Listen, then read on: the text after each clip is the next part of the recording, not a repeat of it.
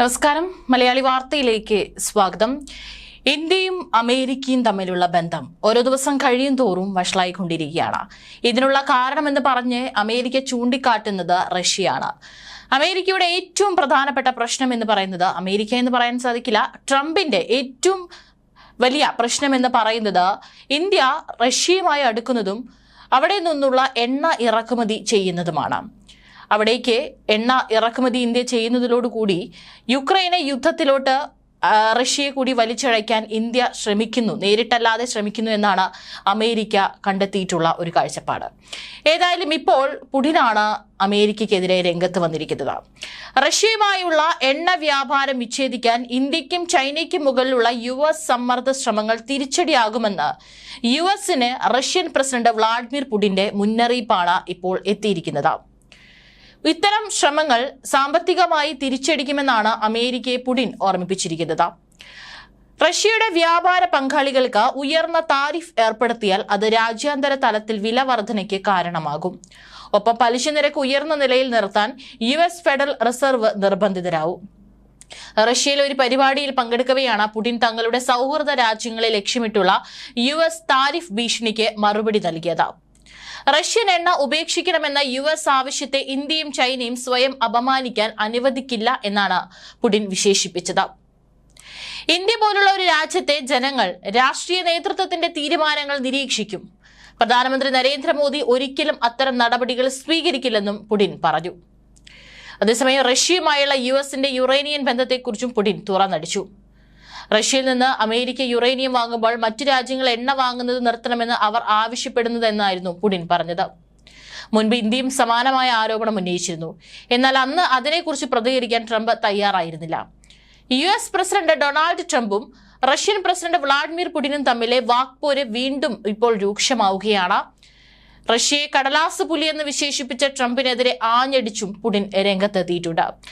Russia കടലാസ് പുലിയെങ്കിൽ നിങ്ങൾ ആരാ എന്ന് നാറ്റോയോട് പ്രതിരോധ ശക്തിയെ പരിഹസിച്ച് പുടിൻ ചോദിച്ചിരിക്കുന്നത്. യുക്രൈനെ ഉഗ്രശേഷിയുള്ള ടമഹോക്ക് മിസൈലുകൾ നൽകാനുള്ള US-ന്റെ നീക്കം ഗുരുതര പ്രത്യാഘാതങ്ങൾ സൃഷ്ടിക്കുമെന്ന മുന്നറിയിപ്പും പുടിൻ നൽകിയിട്ടുണ്ട്. ഇന്ത്യയും ചൈനയെയും തീരുവ കാട്ടി പേടിപ്പിക്കേണ്ടെന്നും പുടിൻ എടുത്തു പറഞ്ഞു. റഷ്യൻ എണ്ണയുടെ വിതരണം തടയാനും ഇന്ത്യക്ക് മേൽ അധിക തീരുവ ചുമത്താനുമുള്ള ട്രംപിന്റെ തീരുമാനം US-ന് തന്നെ ബൂമറാങ് ആകും.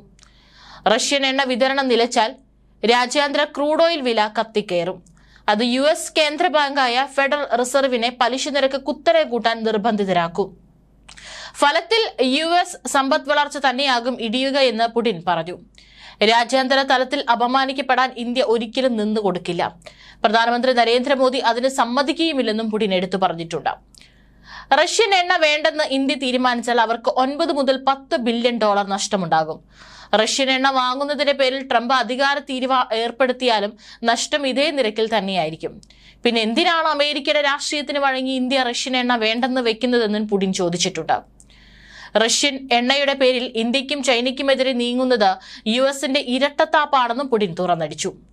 ലോകത്ത് ആണവോർജ്ജ പ്ലാന്റുകൾ ഉപയോഗിക്കുന്ന ഏറ്റവും വലിയ രാജ്യമാണ് US. അവർക്കതിന് യുറേനിയം ആവശ്യമാണ്. അവരത് ഇപ്പോഴും വാങ്ങുന്നത് റഷ്യയിൽ നിന്ന് തന്നെയാണെന്നും പുടിൻ പറഞ്ഞു. ഇന്ത്യയും റഷ്യയും തമ്മിൽ വ്യാപാര പേയ്മെന്റ് ഇപ്പോഴും പ്രശ്നങ്ങളുണ്ട്. ബ്രിക്സ് തലത്തിൽ ചർച്ച ചെയ്ത് ഇതിന് പരിഹാരം കാണുമെന്നും പുടിൻ വ്യക്തമാക്കി. ഡിസംബറിൽ പുടിൻ ഇന്ത്യ സന്ദർശിക്കും.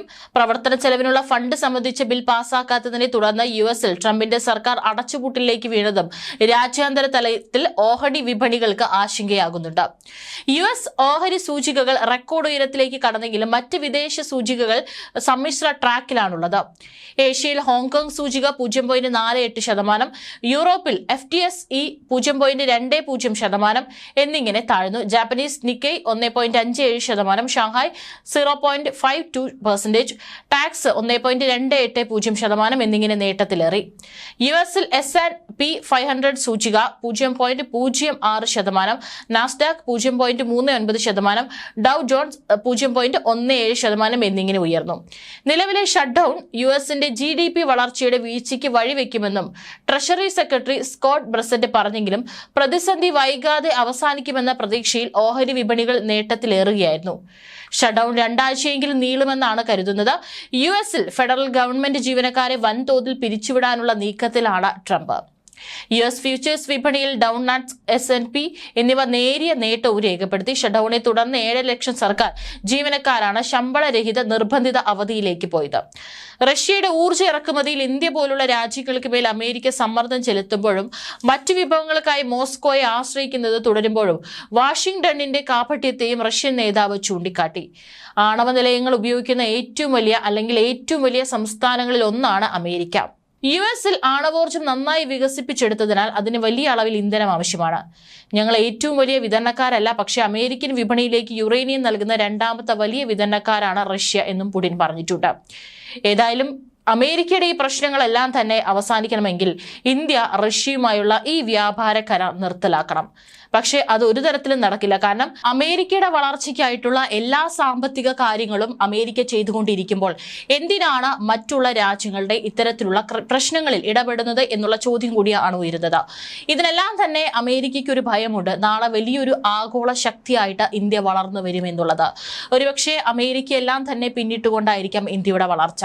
അത് തന്നെയാണ് അമേരിക്കയെ ഏറെക്കുറെ ഭയപ്പെടുന്നത്. മാത്രമല്ല, ഇപ്പോൾ റഷ്യയും ഇന്ത്യയും ചൈനയും തമ്മിൽ പുതിയൊരു കൂട്ടുകെട്ട് അത് വർദ്ധിച്ചു വരികയാണ്. ഇനി നാളെ ഭാവിയിൽ അതൊരു വലിയൊരു ശക്തിയായി മാറുമോ എന്നുള്ള ഭയം കൂടിയുണ്ട്. ആഗോള പോലീസ് ആകാനുള്ള അമേരിക്കയുടെ പല ശ്രമങ്ങൾക്കുമുള്ള ഒരു തിരിച്ചടിയാണ് ഇത്തരത്തിൽ ഇന്ത്യയുടെ ഈ ഒരു വളർച്ച എന്ന് പറയുന്നത്. വർഷങ്ങൾ പിന്നിടുമ്പോഴുള്ള ഇന്ത്യയുടെ സ്ഥാനമല്ല ഇപ്പോൾ ഉള്ളത്. എല്ലാ മേഖലയിലും തദ്ദേശീയമായിട്ടുള്ള ആയുധങ്ങളുടെ കയറ്റുമതിയിലും സാമ്പത്തിക വളർച്ചയിലൊക്കെ തന്നെ ഇന്ത്യ വലിയൊരു നേട്ടം, മറ്റുള്ള ലോകരാജ്യങ്ങളെയെല്ലാം തന്നെ അസൂയപ്പെടുത്തുന്ന ഒരു നേട്ടം ഇന്ത്യ കൈവരിച്ചു കഴിഞ്ഞിട്ടുണ്ട്. അത് തന്നെയാണ് അമേരിക്കയെ ഏറെ ഭയപ്പെടുത്തുന്നത്. അതുകൊണ്ട് ഇപ്പോൾ ഏറ്റവും വലിയ അമേരിക്കയുടെ ഒരു ശ്രമം എന്ന് പറയാം, അല്ലെങ്കിൽ ലക്ഷ്യം എന്ന് പറയുന്നത് റഷ്യയുമായിട്ടുള്ള ഇന്ത്യയുടെ ഈ നീക്കങ്ങളെ തടയിടുക. പക്ഷേ അമേരിക്കയെല്ലാം തന്നെ അമേരിക്കയുടെ ചീട്ട് കീറിക്കൊണ്ടാണ് റഷ്യയും ഇന്ത്യയും തമ്മിലുള്ള ബന്ധം ഓരോ ദിവസം കഴിയും തോറും കൂടുതൽ ദൃഢമാകുന്നത്. ഇനി ഡിസംബറിൽ റഷ്യൻ പ്രസിഡന്റ് വ്ളാഡിമിർ പുടിൻ ഇന്ത്യയിലേക്ക് വരുന്നതോടുകൂടി ആ ബന്ധം വീണ്ടും ദൃഢമാകുമെന്നുള്ള കാര്യത്തിൽ യാതൊരു സംശയവും വേണ്ട.